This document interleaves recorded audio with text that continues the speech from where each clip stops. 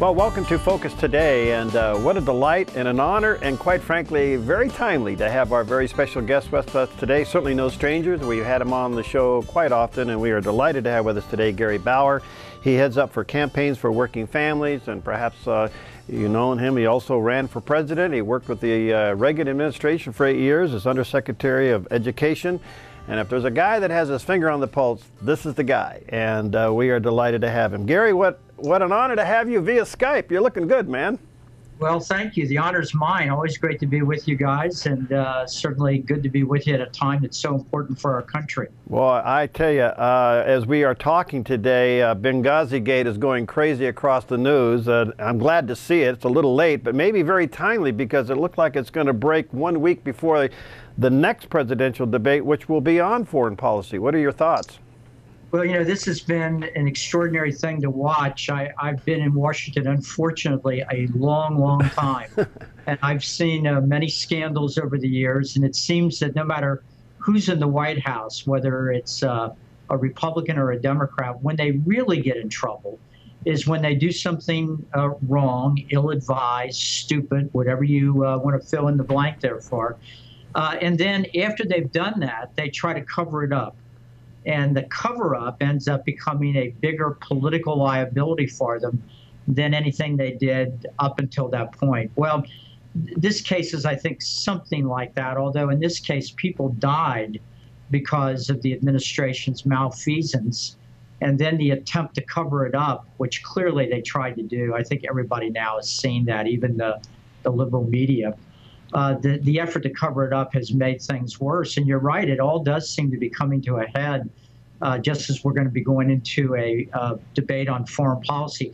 Although I'm worried, you know, whether it'll all get cleared up in time for Election Day or not. I hope people are paying attention to this. All right. A little bit hypothetical, Gary, but if you were working with Paul Ryan going into the vice presidential debate tomorrow night, would you have him poke Vice President Joe Biden on this shoe to see if he would implode in a week prior to the next presidential debate? Look, I'm all in favor of poking the vice president and the president, because I think they're both very thin-skinned, and a good poke or two might cause them to say things that they'll regret. Look, I think you should bring up everything. I think the administration, by any reasonable measurement, has failed across the board, whether it's the economy, foreign policy, and certainly, you know, we can talk about their radical positions on values issues, everything from the sanctity of life to the definition of marriage. So I would urge Congressman Ryan to be a little aggressive here. I also would urge him not to underestimate Vice President Biden. You know, Biden has been in a lot of debates over the years. I don't think Paul Ryan has. And even though Vice President Biden now is famously known for his many gaffes, he is able in an hour and a half to stay disciplined, pull on the heartstrings, use a lot of that class warfare rhetoric that unfortunately does work with some people. So I think it's going to be a tough debate, perhaps tougher than the one that Governor Romney had. All right, what do you think of the debate? I mean, it's a new day when you even got the liberal media talking heads saying the president really didn't show up. I mean, this is extraordinary. It was. Look, you know, usually in debates, both sides can credibly say, "No, my guy won." No.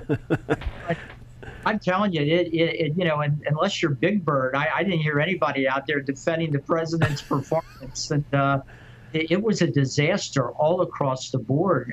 I found out later that not every network had the split screen.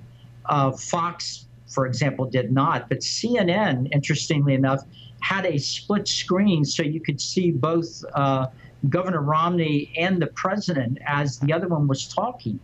And just, it was bizarre. The president constantly looked down while Governor Romney was speaking, seemed to be writing copious notes, leading some comic to joke, what was he getting ready to prepare himself for the next debate? But whatever he was doing, it looked really bad for the president, in addition to the content just not being up to snuff at all.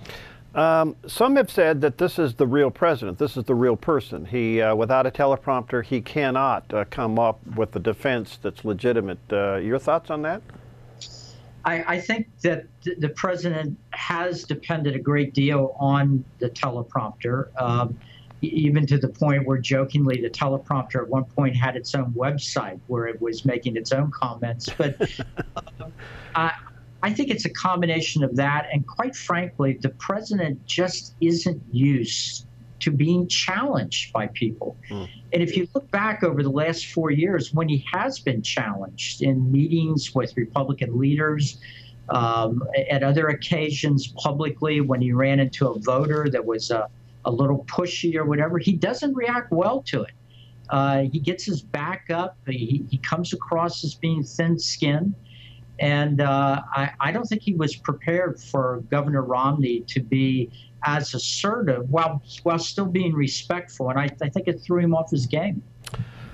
I want to switch over to, by the way, I just want to tell our listeners and our viewers this morning, Gary Bauer heads up Campaign for Working Families, and if you want to get involved and help him with his PAC, it's CWFPAC.com. Let me encourage you to do that, and also his website. And let me encourage you to go to the website, because Gary puts out the end of the day report. And Gary, I want to thank you for this. I read it every day, and you do a great job. You're doing the countdown, right? The 28-day countdown. Today will be number 27, and Yes. it's very insightful. So thank you for your work there. I appreciate that. Even my wife reads it every day, and I keep telling her she could just talk to me over dinner. I'll fill her in on the same thing. So interestingly enough, my wife Carol gets up in the morning a little later than I do. I get up early to exercise, and Carol's not a morning person. Yeah. And it's a joke in our house that when she comes downstairs, I've already been up, I've already been watching news, and I usually begin the day with what's been known now as my rant. And usually that rant that Carol hears in the morning is exactly what people read later in the day at the end of the day report. So. Well, it's well done. Thank you. And again, I want to say to our listeners and viewers, subscribe to it. Gary does a wonderful job. Gary, let's switch over to some of the policies that I know that you're very concerned about, and that's the value policies and the what ifs. Where would you see the life issue under a Romney presidency? Well, look, it won't be perfect. It's probably not his top issue. He's a guy driven by economics, but he's been absolutely clear on all the things that matter, the kind of judges he'll appoint, the fact that he would like to see Roe versus Wade overturned, how he very aggressively defended religious institutions as the Obama administration has tried to force those institutions to pay for abortions and contraceptions and sterilizations and so forth. He's made it clear he'll issue an executive order literally on the first day that will stop taxpayers from being forced to pay for abortions overseas. I think he'll issue new regulations. His first goal, of course, will be to repeal Obamacare. Right. But during the time we're stuck with it, I believe he will issue new regulations to make it absolutely clear that no religious business or institution will have to pay for anything that violates their conscience. So I think it will be the difference between night and day. This is the most aggressive pro-abortion president we've ever had. He's not willing to regulate any abortion, even one in the 8th month of pregnancy. And quite frankly, he even came out for what's been called 4th trimester abortions, where as an Illinois legislator, the president was unwilling to save the life of a child born alive after a botched abortion. So this is the most radical president we've ever had on this issue. I believe Mitt Romney will be a lot better. I know this is a judgment call, and I don't mean to put you in the hot seat, but I'm just curious from your perspective, how can we believe this president to be calling himself a Christian with that kind of a life issue record? I don't know, quite frankly. I mean, I've always taken the approach when somebody tells me they share my faith, that I accept them on face value, that they're telling me the truth. But then I must admit, like I think all of us do, we watch to see the evidence of that faith. That doesn't mean they have to be a Republican like me, but it certainly ought to mean that they take seriously when in the scripture it says, God says, I set before you life and death, now choose life so that you and your children may live. I don't see any evidence that the president understands that direction from God, and certainly see no evidence in public policy that he's interested in preserving the sanctity of life at all. All right, let's go to the marriage issue. It's still a big issue. And you know what's interesting, though, Gary? Maybe you can comment on this too as you look into the marriage issue. The social issues just don't seem to be in the debate whatsoever this go around. Well, you know, it's funny. They haven't come up in the actual one presidential debate we've had yet, and they're not in a lot of the rhetoric by the candidates.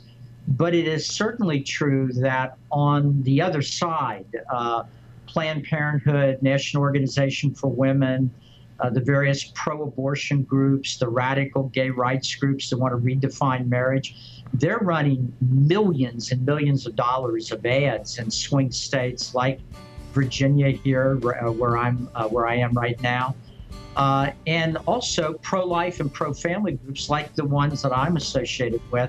We're running ads exposing the president and Vice President Biden's positions on those issues. So I do think they will play a major role in how people vote, but you wouldn't know it from just listening to the evening news coverage of the campaign. So, hey, Gary, how do they subscribe now to the End of the Day report?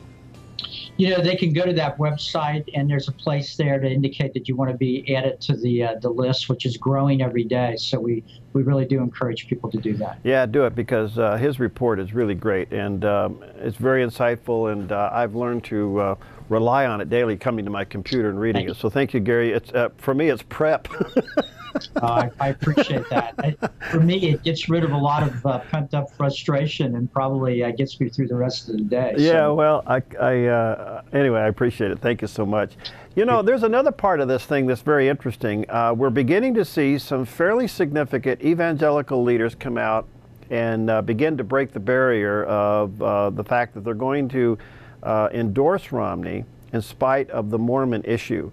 And I know this has been a reluctance on some evangelicals, but on the other hand, you got Franklin Graham, you got NRB Frank Wright, Ralph Reed, Mark DeMoss, and others are now beginning to say that Romney's campaign does support those values that you're very concerned about, and therefore we're endorsing him.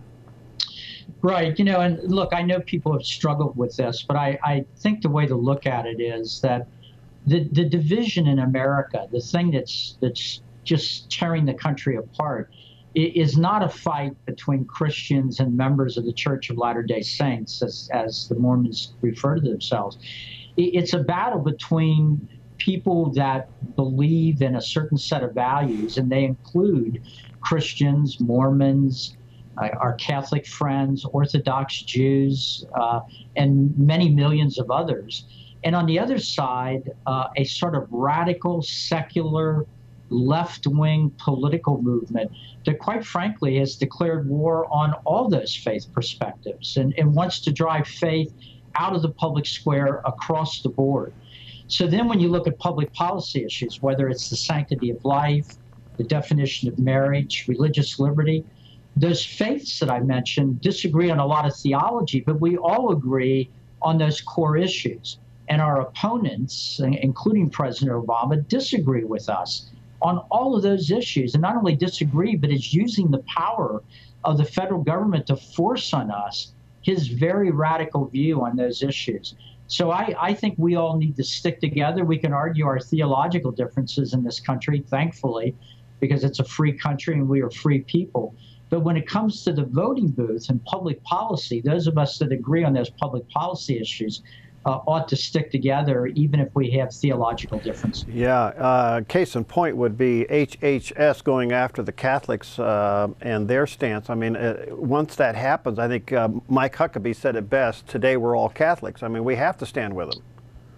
No question about it. And, you know, I look at the battle over marriage, and I have to say, in many of the referenda around the country where we've been thankfully able to have people vote to keep marriage one man and one woman, it was supporters of the Mormon Church that stepped up and provided most of the money to fund a lot of those referendum. And some of your listeners and viewers will recall that as a result of that, Mormon temples in California and elsewhere were vandalized, were attacked, and so forth. Just like we saw a few months ago, a non-religious entity, Chick-fil-A, the fast food place, whose president is a Christian, he had his stores vandalized when he spoke up and said that he believed marriage was between a man and a woman. So we have to remember what we share in common and stand up against those that want to wipe out any evidence of our Judeo-Christian heritage from the American scene. Gary, back to a scenario if Governor Romney wins the election and what he may do on his first day. Can he repeal Obamacare or defund it? I mean, can we get, what's the right term here?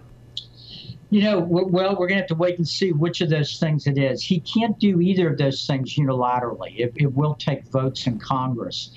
But if we win enough House seats and win enough Senate seats, he surely should be able to defund virtually all of it. And if his margin of victory is enough, as I mentioned in these other, in the Congress, then he literally could repeal it. And almost immediately he can write new regulations while we're stuck with it to make sure that Obamacare is not being used to undermine religious liberty. You know, I sent him an email. I don't know, it probably got lost in the big black hole somewhere, but I sent him an email and I said, you know, it would be interesting if you canceled if you win, cancel the presidential parade and balls and just go to the Oval Office and start governing, which would send a signal to the electorate. This is serious times in the United States. I like that idea. You know, America increasingly is moved by symbolism. Remember all the way back a number of years ago, Jimmy Carter walking the parade route along Pennsylvania Avenue, and people were moved by that. And later they found out he was a failed president, but at least in the beginning they liked what they saw. And I think symbolism is important, and that would be a very symbolic but strong signal for a President-elect Romney to send. Yeah. Do you think President Obama has abused powers?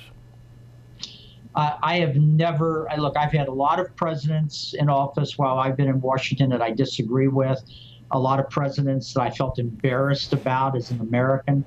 I have never seen a president be willing to so stretch his power, in my view, beyond the limits of the Constitution.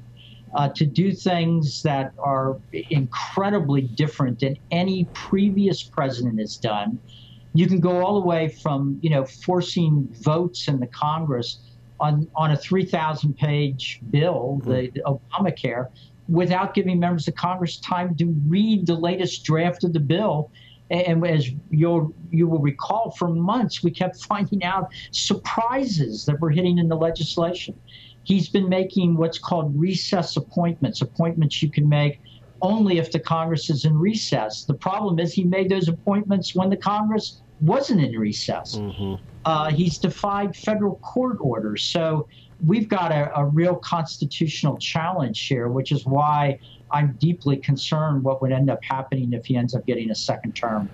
I'm concerned about what he may do during the lame duck session if he loses the election, what he could do between November and January. You know, there is concern about that, and an understandable concern, but a lot of what he might try to do would have to be done through executive orders. Unfortunately, executive orders can be repealed by the next president's executive orders. So all he may be doing is giving a President-elect Romney more things he'll have to do on his first day. Now, if the president does, there's rumors about this, that he will release certain prisoners from Gitmo during the time that he's a lame duck. That obviously can't be retrieved.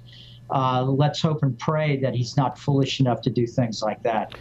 All right, what time we have left, I'd like for you to comment on our relationship with Israel right now. To me, it's just an unbelievable shame that Netanyahu would come to town, the president wouldn't meet with him, and to me, he is the leader of the free world today. We're not giving him the time of day, and we'll never forget what he did before the UN with that visual by drawing the red line. I mean, that was so powerful. Yes. How critical is our relationship with Israel now, or even with the Romney administration?